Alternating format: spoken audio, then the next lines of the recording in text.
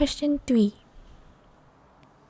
The position of a bench in a garden with corners P, Q, R, and S is shown. The bench is southeast of the corners. Which corner is it? This question is under the topic of positioning and directions. We know that from the compass direction given, we can first write down the quadrants north, south, east, and west accordingly.